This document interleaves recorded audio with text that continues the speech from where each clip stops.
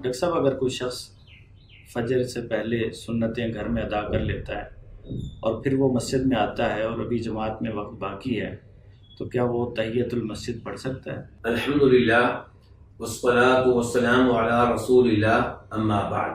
آپ نے گھر میں فجر کی 2 رکعتیں ادا کرنا یہ بہت اچھی بات ہے، کیونکہ شریعت نے ترغیب دی ہے کہ فرض نماز کے علاوہ باقی نمازیں گھر میں ادا کی جائیں، تو گھر میں ہی نمازیں ادا کی جائیں اور انہیں نمازوں سے آباد کیا جائے۔ اب سوال یہ ہے کہ ایک آدمی نے گھر میں فجر کی 2 رکعتیں ادا کر لیں اور اس کے بعد وہ مسجد میں آیا ہے اور جماعت قائم ہونے میں ابھی وقت باقی ہے، تو وہ کیا کرے؟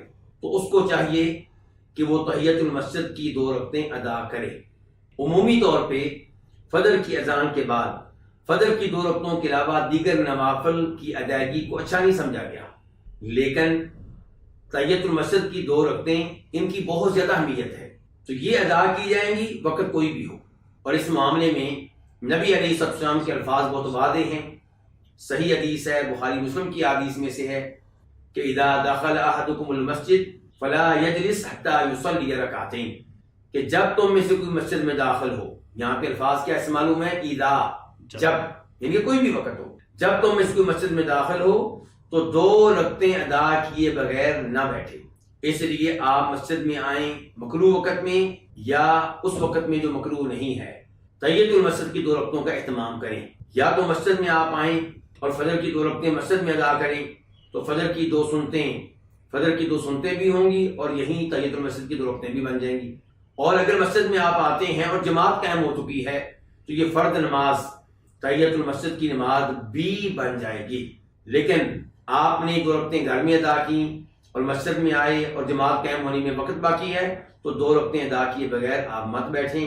ویسے بھی نبی علیہ السلام سے کئی احادیث میں یہ ثابت ہے کہ آپ نے مکروہ اوقات میں سببی نمازیں ادا کی ہیں یا ادا کرنے کی ترغیب دی ہے، حکم دیا ہے۔